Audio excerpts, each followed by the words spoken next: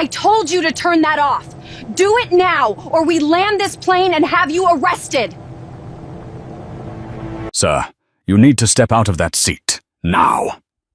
The voice cut through the quiet of first class like a blade, sharp and public, loud enough for everyone to hear.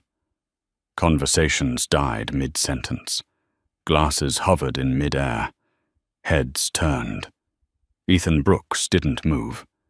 He sat still in seat 2A, one hand resting on the armrest, the other loosely holding his boarding pass. His jaw tightened just enough to show restraint, not fear. The overhead lights cast a clean glow across his face, catching the faint lines carved by years of pressure, decisions, and sleepless nights. Across the aisle, a man in a navy blazer leaned forward, whispering to his wife, "What's going on?" She didn't answer. Her eyes were already fixed on Ethan, scanning him the way people do when they're trying to decide if someone belongs. Melissa Grant stood over him, posture rigid, smile gone.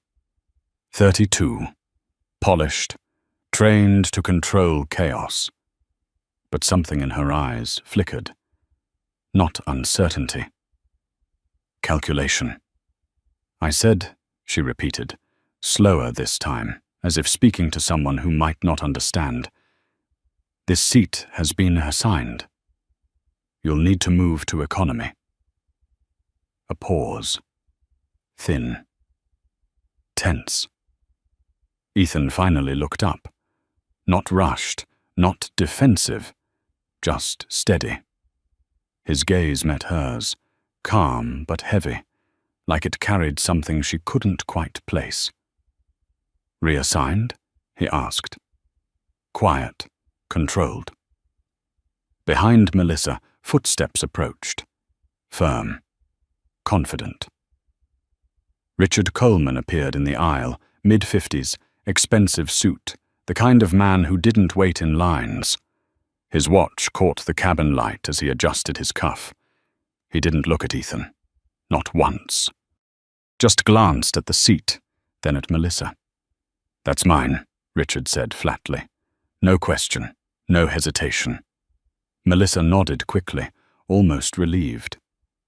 "Yes, sir. We're taking care of it."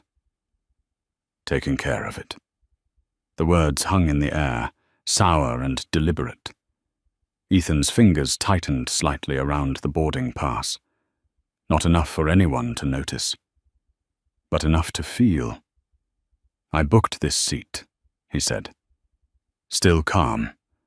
Still even. Weeks ago. Melissa exhaled through her nose, patience thinning. "And we appreciate that, sir. But we have a priority passenger who requires this specific seat." Requires.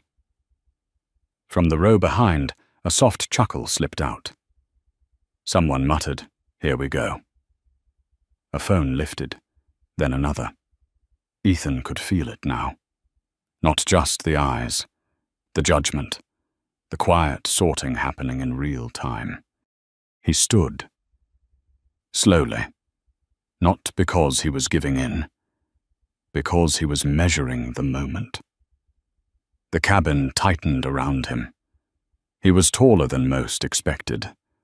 Broader, composed, the kind of presence that doesn't ask for space, but takes it anyway. For a second, Melissa hesitated. Just a flicker. Then it was gone. "Sir," she said, voice firmer now, "you can either cooperate, or we will have to involve security." Security. The word landed hard. Heavy. Familiar. Richard finally looked at Ethan then. Brief. Dismissive. The kind of glance that reduces a man to a problem. "Let's not make this a scene," Richard said, adjusting his jacket as he stepped closer to the seat. "Just take the other seat. Just take it."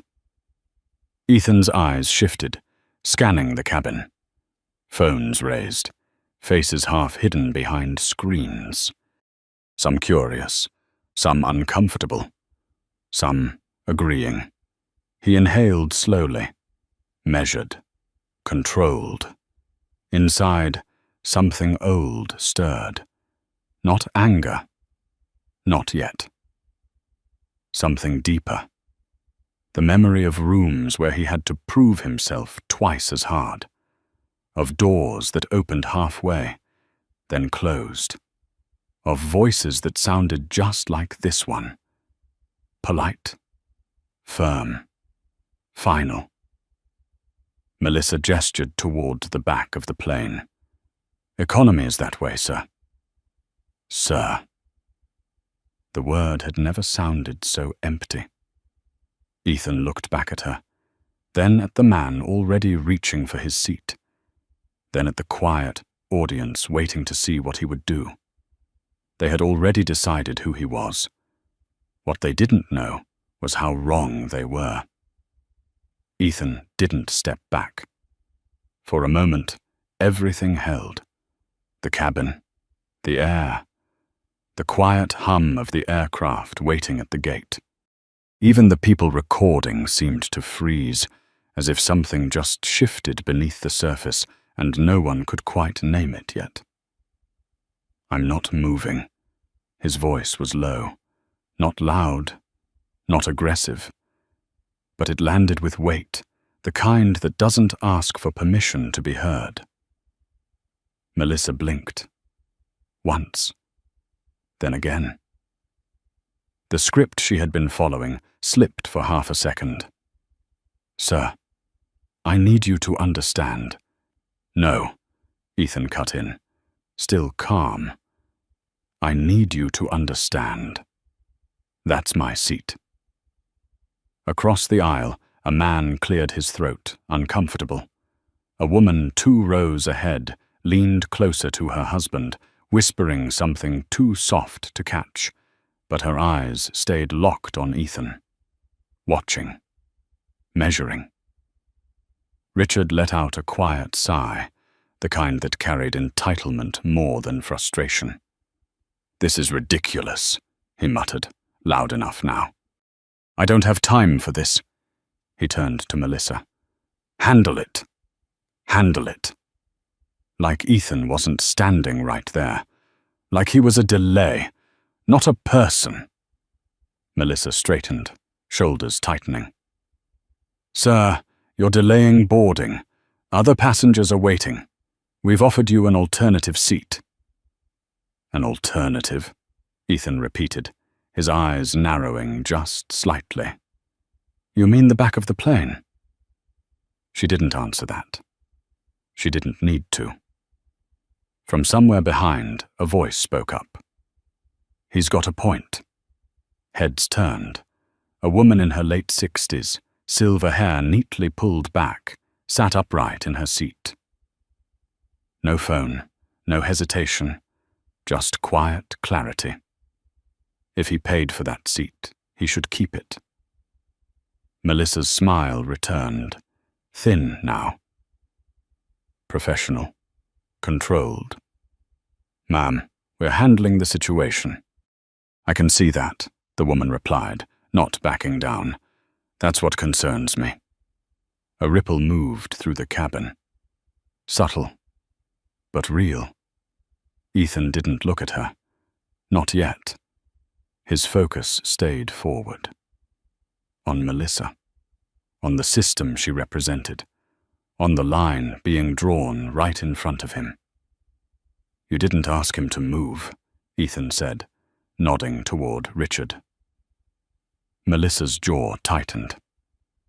Sir, that's not relevant.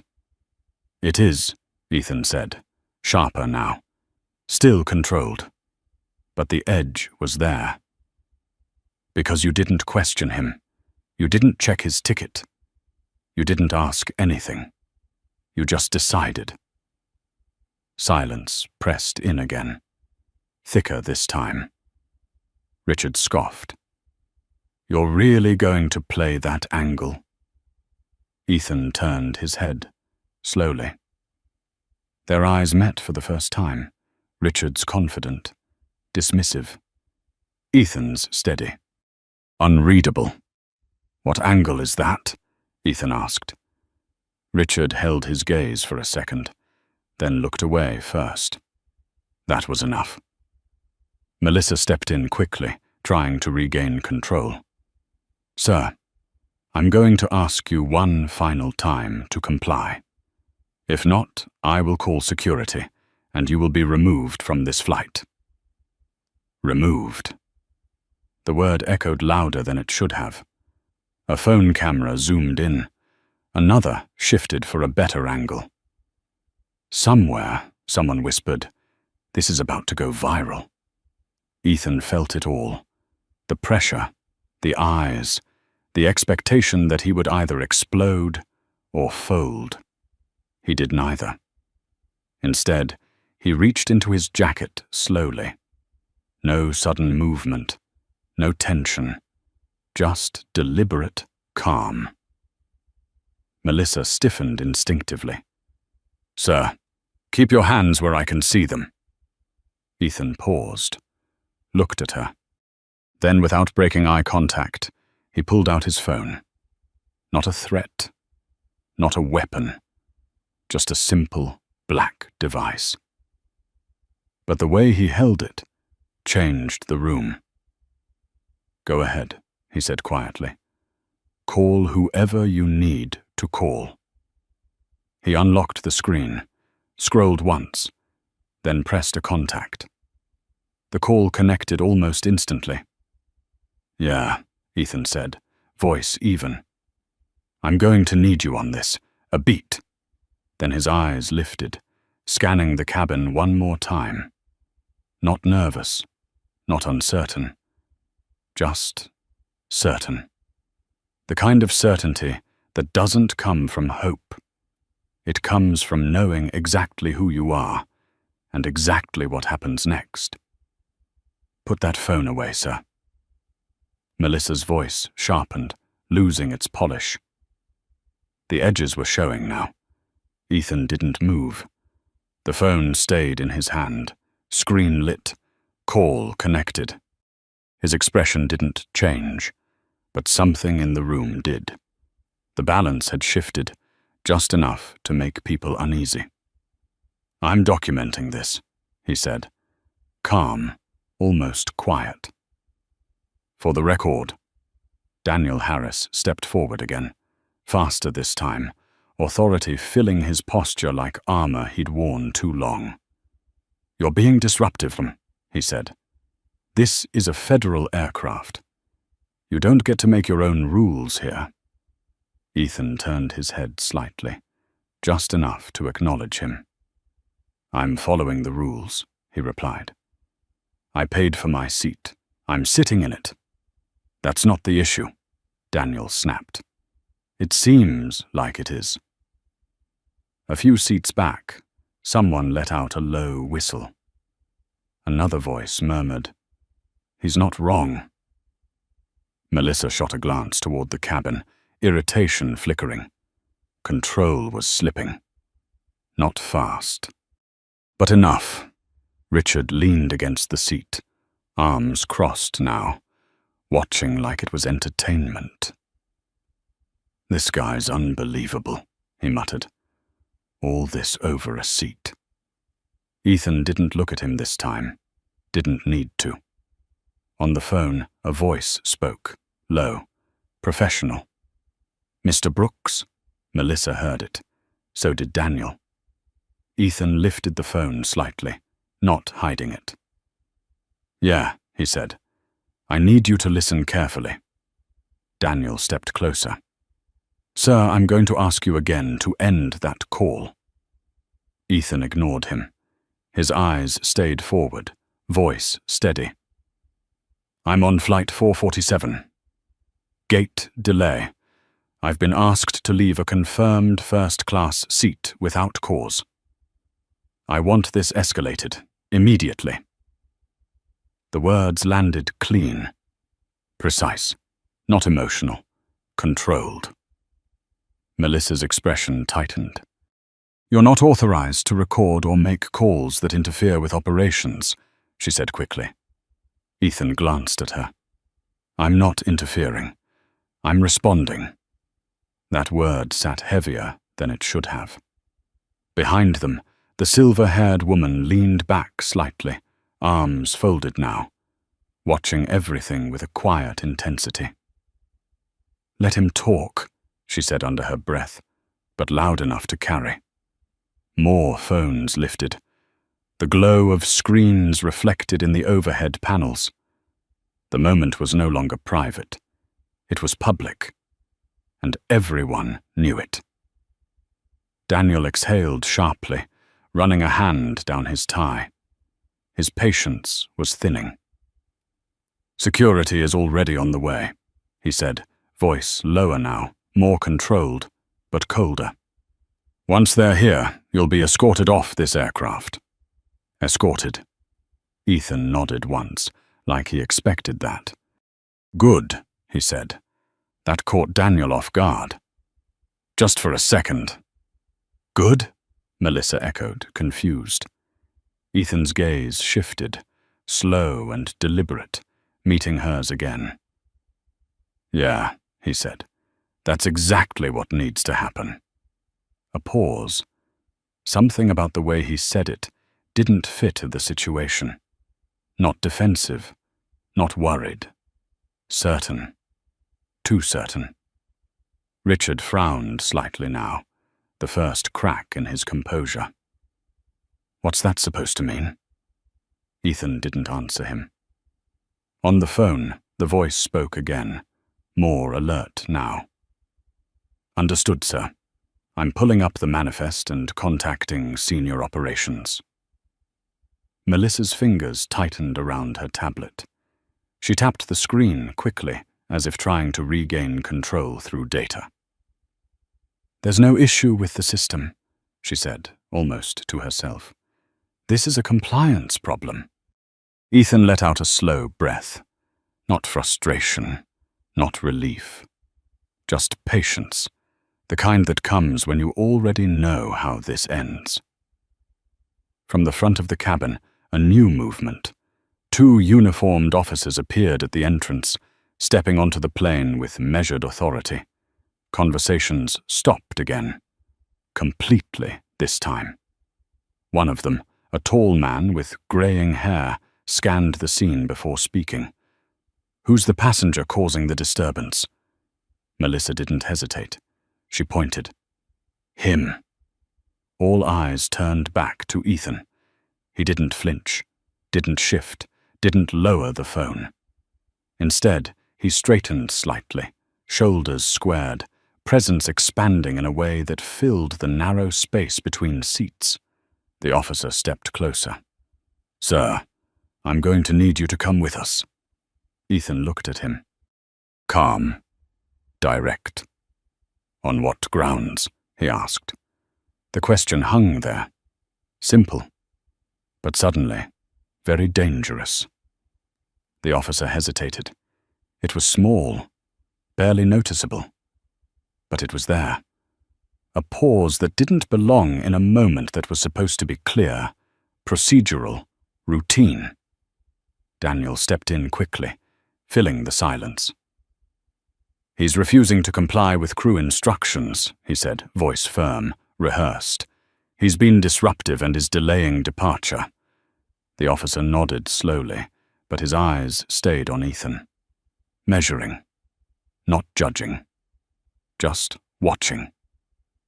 Ethan held his gaze. "I'm sitting in my assigned seat," he said. That's the disruption. A few passengers shifted in their seats. Someone whispered, "This is getting out of hand." Another voice, quieter. "No, it's already out of hand." Melissa crossed her arms, impatience rising to the surface now. "Sir, we've been more than reasonable. You were offered an alternative seat." "In the back," Ethan said. "That's not the point." "It is to me."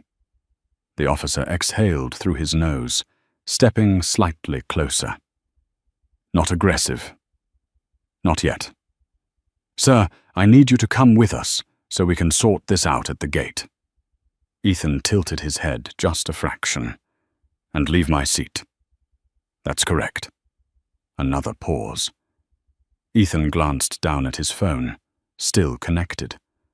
The voice on the other end had gone quiet, listening, processing, waiting. "Did you hear that?" Ethan said into the phone, not raising his voice.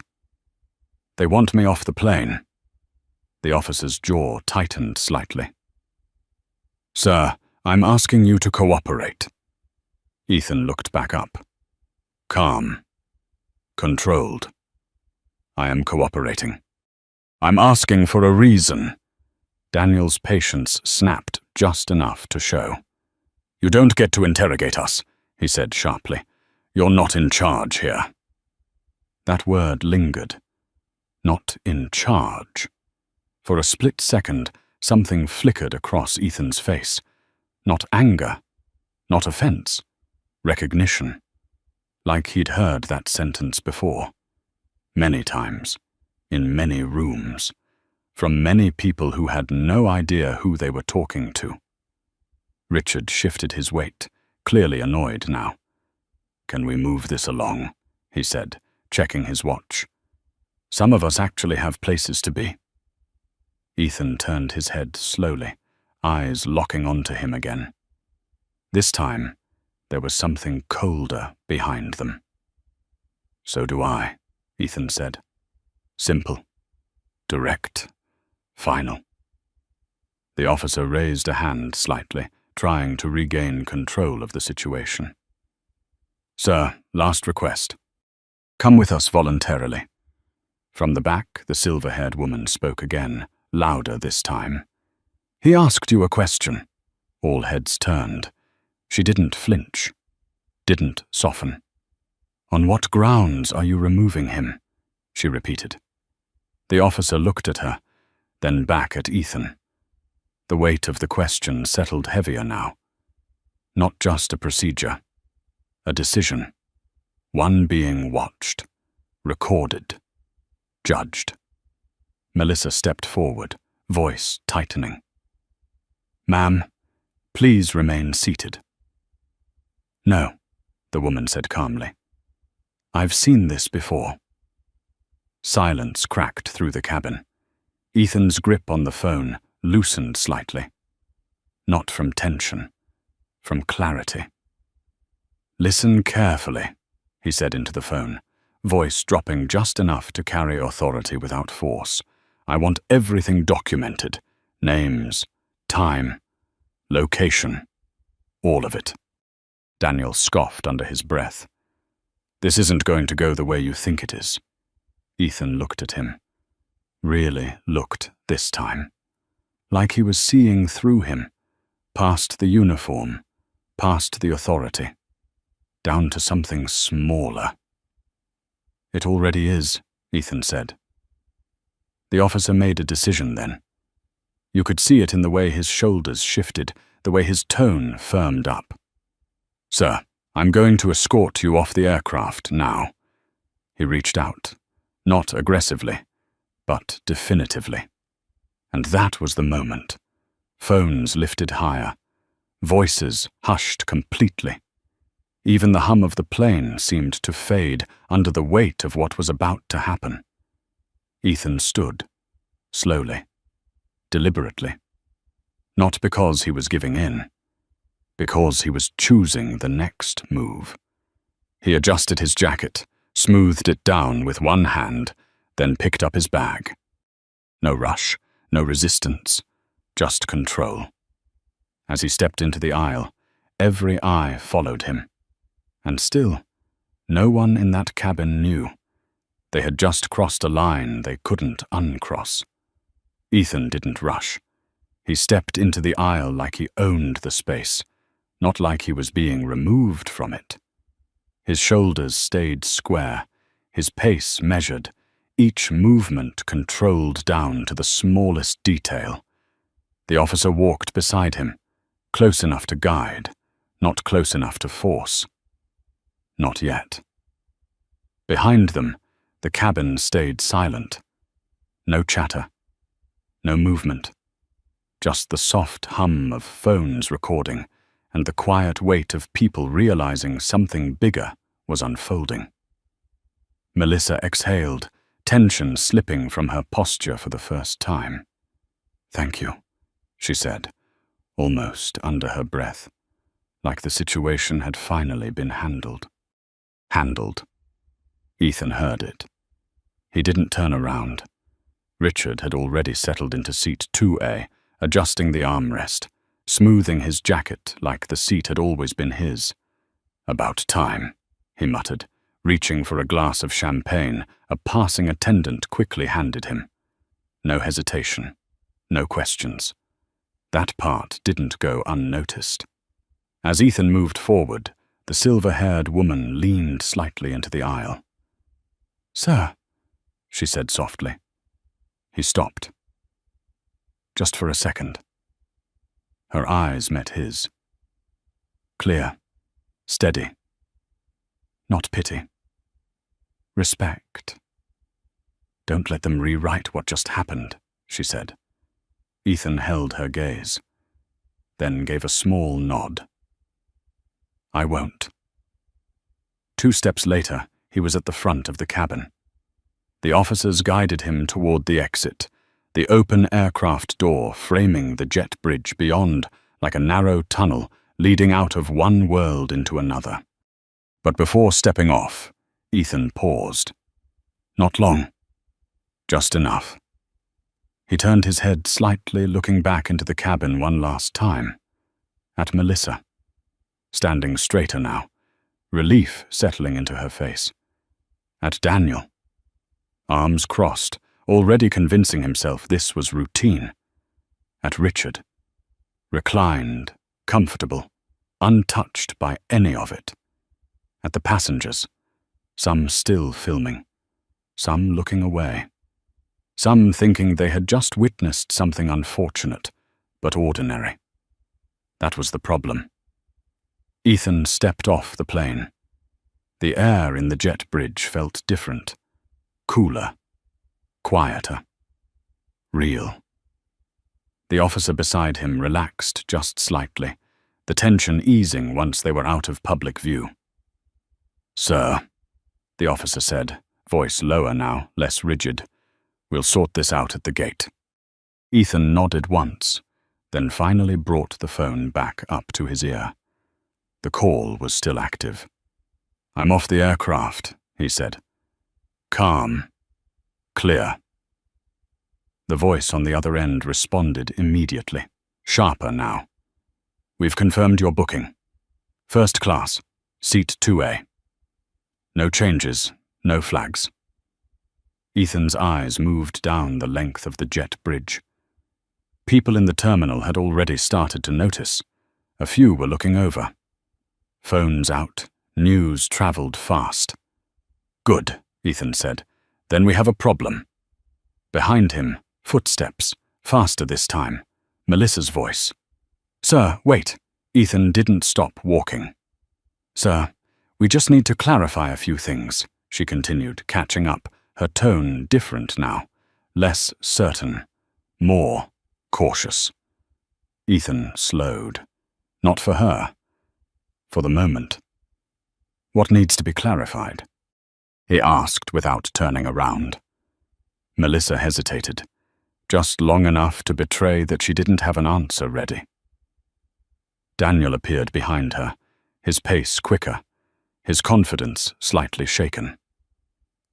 "There may have been a miscommunication," he said, forcing steadiness into his voice. Ethan turned then, slowly. "A miscommunication," he repeated. The words echoed, stripped of any softness. Daniel nodded. "We're reviewing the situation."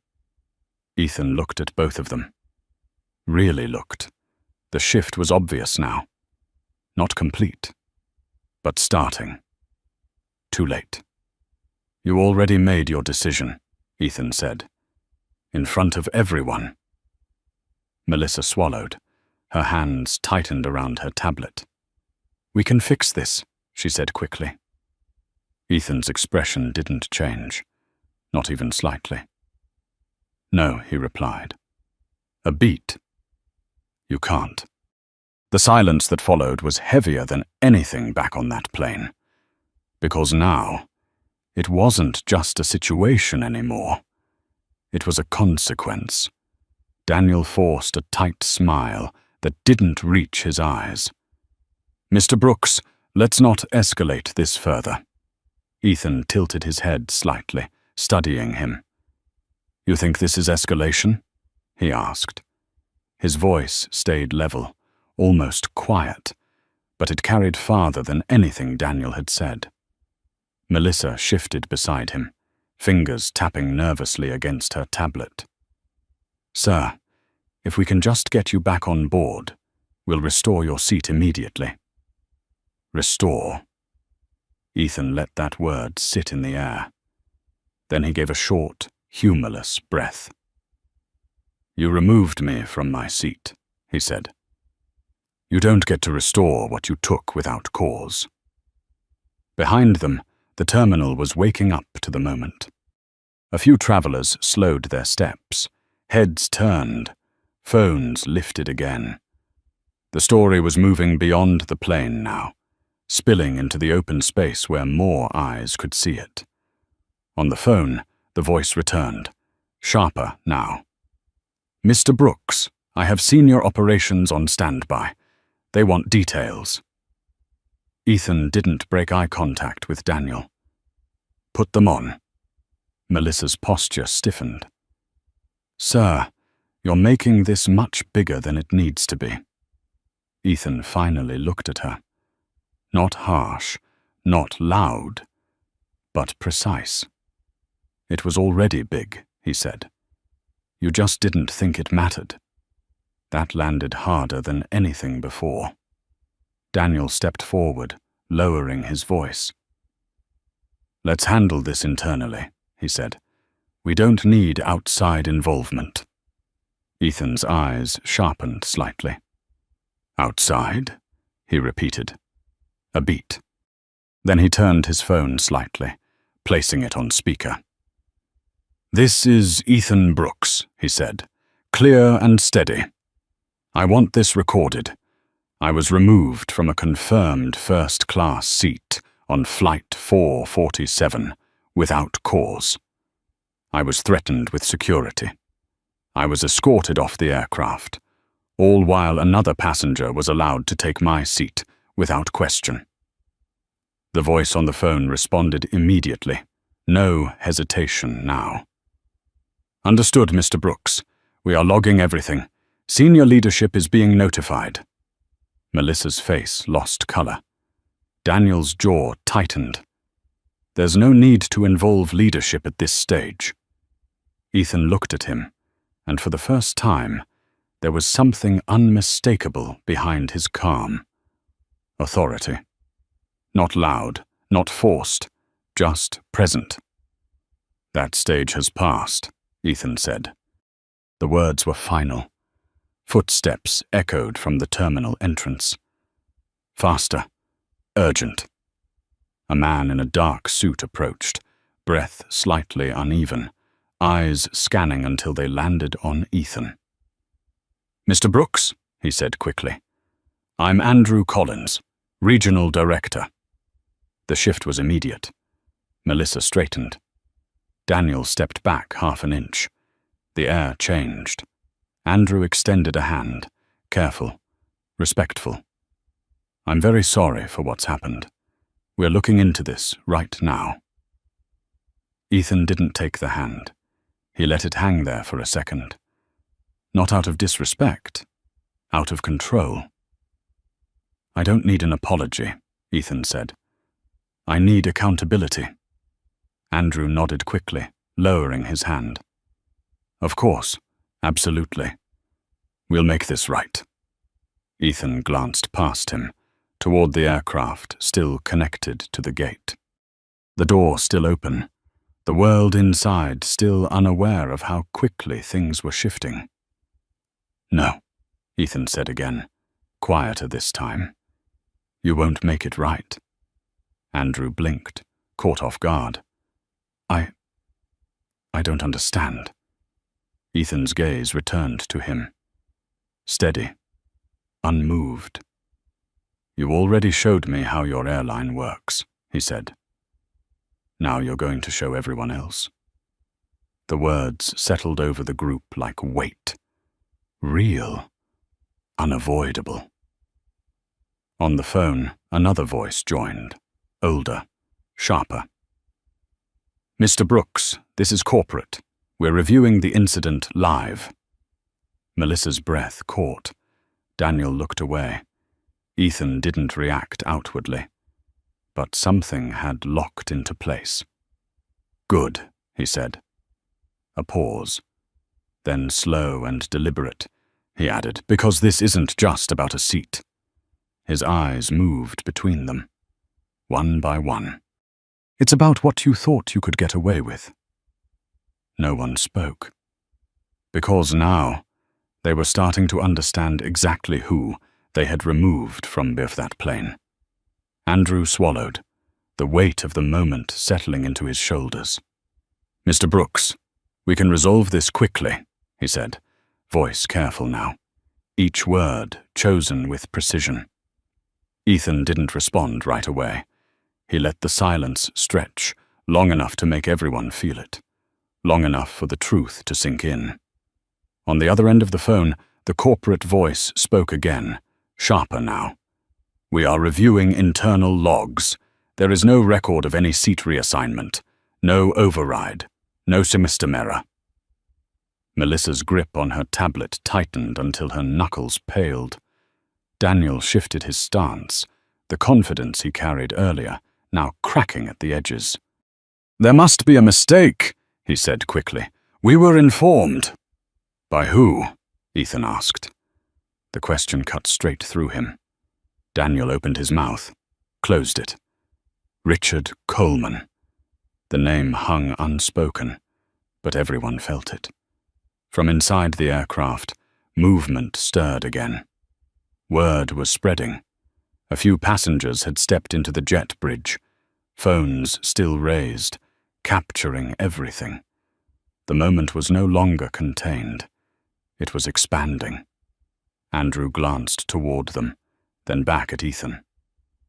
Sir, we can get you back into your seat immediately. First class, full service, whatever you need. Ethan looked at him like he was looking at something already decided. You think this is about comfort? He asked quietly. Andrew hesitated. No, sir.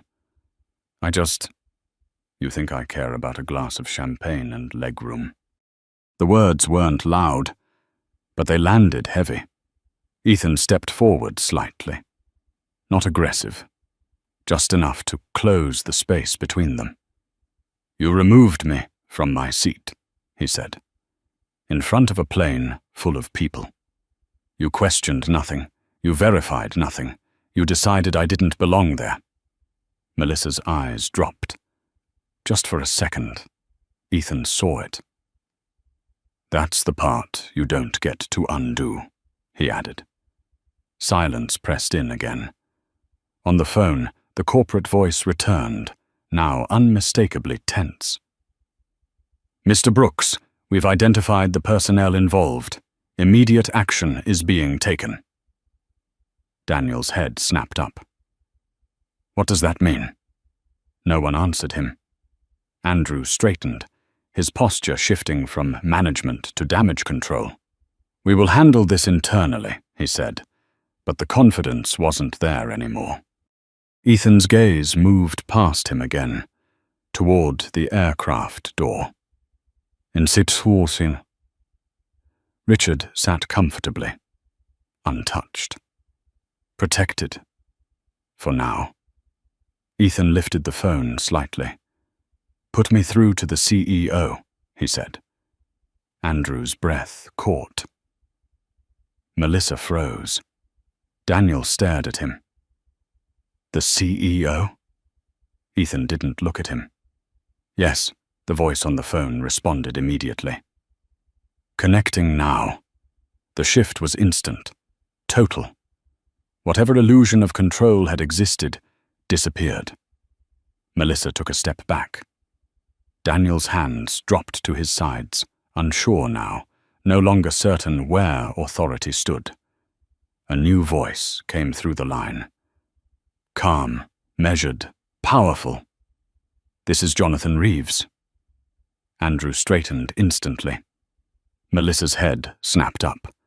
Everyone knew that name. Ethan didn't change. "Jonathan," he said, like they had spoken before. Like this wasn't new. "You're going to want to hear this directly." A pause. "I'm listening." Ethan turned slightly, just enough so his voice carried not only through the phone, but through the space around him, through the people watching, recording, remembering. "I was removed from a confirmed first-class seat on your aircraft," he said. "No verification, no cause, just assumption." Silence on the line, then quieter, colder. "Who made that call?" Ethan's eyes shifted, slowly, deliberately. Melissa. Daniel. And beyond them, the system that allowed it. "They did," Ethan said. The air changed again. This time, for good. Silence followed. Not empty silence, heavy silence. The kind that settles in your chest and makes it hard to breathe. On the phone, Jonathan Reeves didn't respond immediately. When he did, his voice had changed, slower, colder, controlled. "Stay where you are," he said. Ethan didn't move. "I'm pulling the full incident report," Jonathan continued. "Live feed, crew logs, passenger records. No one touches that aircraft until I say so." Andrew's face drained. "Sir, the flight is scheduled to depart." "It's not departing," Jonathan cut in. No raised voice, just absolute authority. "Not until I understand why a confirmed first-class passenger was removed without cause." The words echoed across the jet bridge. Passengers near the entrance turned fully now, no longer pretending not to listen. Behind Ethan, Melissa took a step back, then another. Her composure was slipping, cracks spreading faster now. "I was following protocol," she said quickly, almost to herself. Ethan didn't look at her. "What protocol?" Jonathan asked through the phone. No one answered. Daniel tried. "We had a priority passenger requesting that seat," he said, forcing steadiness into his voice. "Requesting," Jonathan repeated. A pause. "And you removed another paying customer to accommodate that request." Daniel hesitated. "Just long enough." "That's what happened," Ethan said. The truth landed harder when it came from him. On the other end, something shifted. You could hear it. The quiet recalibration of someone realizing the scale of what they were dealing with. "Who is the passenger currently in that seat?" Jonathan asked. Andrew turned toward the aircraft instinctively, like the answer was sitting right there. "Richard Coleman," he said. Another pause. Longer this time. "Move him," Jonathan said. Simple. Immediate. Andrew blinked. "Sir." "Remove him from that seat," Jonathan repeated. "Now." Melissa froze completely. Daniel's shoulders dropped just slightly, like the ground beneath him had shifted. From inside the plane, movement stirred again. A crew member rushed toward Richard, speaking quickly, urgently. Confusion replaced confidence on his face for the first time. "What do you mean I have to move?" Richard's voice carried out, sharp, irritated. "This is my seat." No one answered him the way they had before. Because now it wasn't. Ethan watched it happen without expression. No satisfaction, no reaction. Just observation. Jonathan's voice came through again, colder now. I want the names of every employee involved in that decision. Melissa's breath hitched. Daniel looked down. Andrew hesitated, then spoke. Melissa Grant. Daniel Harris. Noted, Jonathan said. The word felt final. I also want to know why verification procedures were ignored, he continued. Why documentation wasn't checked. Why a customer was threatened with removal before any facts were confirmed. No one spoke, because there was no answer that could survive what had already been exposed. Ethan shifted his weight slightly, finally breaking the stillness. He brought the phone closer again. You're asking the right questions, he said. Jonathan didn't respond right away. When he did, his tone changed again. Not softer, more focused. Ethan, he said quietly, I'm going to make this right. Ethan's eyes moved, scanning the people in front of him. Melissa, Daniel, Andrew. The officers.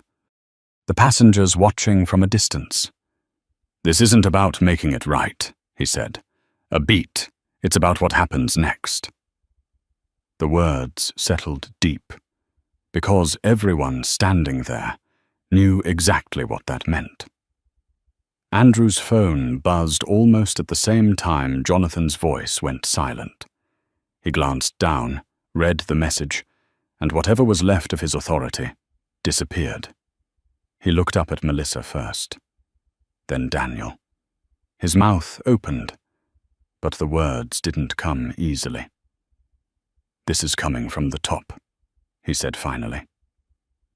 No one needed clarification. Melissa shook her head slightly, as if rejecting something she couldn't stop. I didn't do anything wrong, she said, her voice thinner now, stripped of the confidence she had minutes ago. I followed what I was told. Told by who? Andrew asked. She hesitated. That was enough. Daniel stepped in, trying to regain control of something already gone. Let's not turn this into... It already is, Andrew cut him off. Not loud, but final. The shift was complete now. No more negotiation. No more soft language. From the aircraft, 2 senior crew members escorted Richard Coleman off the plane. Not politely, not deferentially, just efficiently. What is this? Richard snapped, his voice louder now, no longer controlled. You can't just move me after all this. No one answered him, because for the first time since he boarded, he wasn't the priority. Passengers inside the cabin leaned into the aisle, phones raised higher, capturing every second. The story had flipped, and everyone could feel it. Ethan watched Richard step onto the jet bridge, his confidence unraveling with each step. Their eyes met again. This time there was no dismissal, just confusion, and something close to realization. Ethan didn't speak to him. Didn't need to. Andrew turned back to Melissa, his expression hardened now. No hesitation left. You're being relieved of duty effective immediately, he said. The words landed like impact. Melissa blinked, once, then again. You can't do that, she said. But even she didn't believe it anymore. I can, Andrew replied. And I am. Daniel stepped forward. This is excessive, he said quickly. We can resolve this without... You're done too, Andrew said, cutting through him. Silence. Daniel froze. Completely. The officer standing nearby shifted slightly, unsure now if he was still needed or if he had just witnessed something far beyond his role. Melissa's tablet slipped slightly in her grip. She caught it just in time, but her hands were shaking now. The control she had held so tightly, gone. "This isn't fair," she whispered. Ethan finally looked at her. Not with anger, not with satisfaction, just clarity. "Neither was what you did," he said. No raised voice, no emphasis, just truth. On the phone, Jonathan spoke again, his tone steady, resolved. "Formal termination paperwork is already being processed. Public statement within the hour. Full review of crew conduct policies effective immediately." Andrew nodded instinctively, even though Jonathan couldn't see him. Understood. Ethan turned slightly, looking past them again toward the aircraft. The seat. His seat. Now empty. Waiting. But it didn't feel the same anymore, because the moment had already changed something bigger than that space. Behind him, the terminal had grown quieter, not from lack of attention, but from the weight of what had just unfolded. People weren't just watching anymore, they were processing. A line had been crossed, and consequences had followed. Ethan adjusted his jacket again, the movement small but deliberate, controlled. He had never lost control. Not once. That was the difference. Andrew stepped aside slightly, creating space. An unspoken gesture. Respect. "Your seat is ready, Mr. Brooks," he said. Ethan didn't move immediately, because now it wasn't about the seat anymore. Ethan stepped forward. Not toward the seat, toward the plane itself, the same aircraft that had just rejected him. The same narrow doorway that had framed judgment, assumption, and quiet agreement. Now it stood open again, waiting. Different this time. The officers moved aside without being asked. Andrew held his position back, no longer leading, no longer directing, just watching. Ethan walked past them, each step steady, unhurried. The jet bridge felt shorter now, lighter. Or maybe it was just clearer. Inside the cabin, everything had changed. No chatter, no whispers, no pretending. Every eye was on him, not curious anymore, not doubtful, aware. Melissa's absence was noticeable. So was Daniel's. The space they had filled with authority now sat empty, replaced by something quieter, something heavier. Richard Coleman was gone. Seat 2. A stood untouched, the armrest still slightly angled from where he had adjusted it earlier.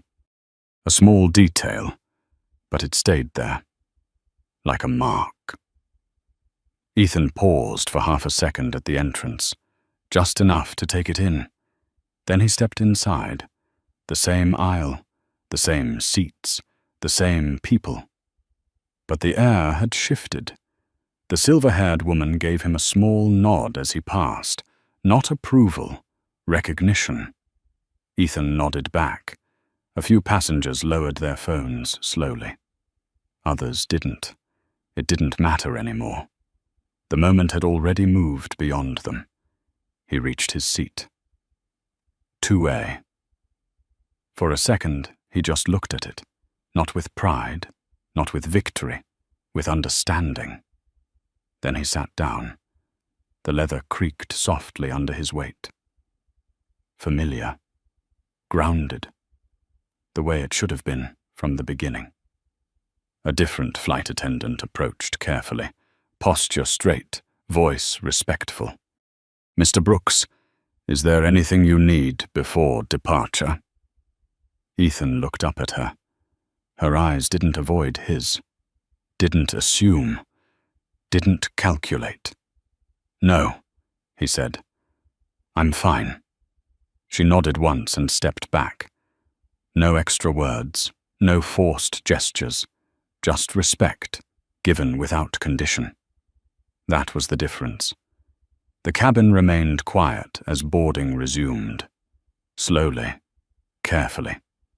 Like everyone understood something had shifted, even if they couldn't fully explain it. Outside, the terminal continued moving. Flights boarding, announcements echoing. Life going on. But inside this aircraft, something had stopped, been exposed, and then corrected. Ethan leaned back slightly, exhaling for what felt like the first time in a while. Not relief, not exhaustion, just release. His phone buzzed softly. Messages. Notifications. The story was already spreading. It always did. But Ethan didn't look at it right away. He didn't need to. Because this moment, this space, was already enough. Not because he had taken something back. Because something had been seen. Clearly. Publicly. Unavoidably. And that mattered more than any seat ever could. The engines outside began to hum louder, building toward departure. The plane would leave soon, continue its path. Like nothing had happened. But something had, and it wouldn't stay contained to this flight. Ethan closed his eyes briefly, then opened them again, steady as ever. Some stories don't end when the plane takes off. They travel further than that. If this moment stayed with you, make sure to like and subscribe for more stories that matter, and drop 3 words in the comments that say what you believe in most.